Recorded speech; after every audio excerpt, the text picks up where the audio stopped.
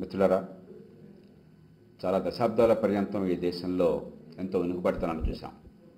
కానీ ఇప్పుడిప్పుడే ప్రపంచంలో ఒక గొప్ప దేశంగా మనం కూడా ఎదగలమని విశ్వాసం కలుగుతున్నది.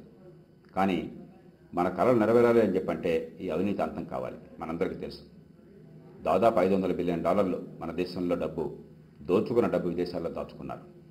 ఈ పరిస్థితి అంతం కావాలని చెప్పంటే అవినీతిని పూర్తిగా అంతం చేసే జన్లోక్పాల్ బిల్ కావాలి, అది చట్టం కావాలి.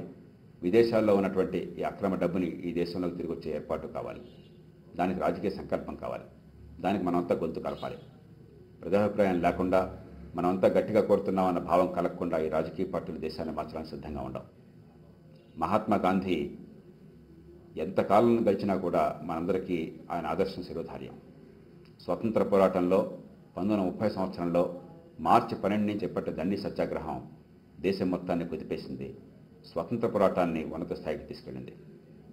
ఆ స్ఫూర్తితో ఈవేళ కాలిఫోర్నియాలో ఉన్నటువంటి ప్రవాస భారతీయులు, పీపుల్ ఫర్ లోక్సత్తా వాలంటీర్లు శాండియాగో నగరంలో ప్రారంభమై 35 నగరాలు లాస్ ఏంజలస్తో కలుపుకొని చివరికి శాన్ ఫ్రాన్సిస్కో అంతమయ్యేట్టుగా ఈ దాండీ మార్చ్ చేపడుతున్నారు. మీరంతా కూడా వెబ్సైట్లోకి వెళ్ళండి, dandimarch2.org. దీనిలో మీరు ఎక్కడున్నా కూడా, ఏ భాషకు చెందిన వారైనా, ఏ ప్రాంతం వారైనా అంతా పాలు పంచుకోండి.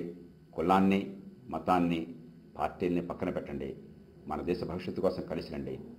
దాండీ మార్చ్లో పాల్గొనండి.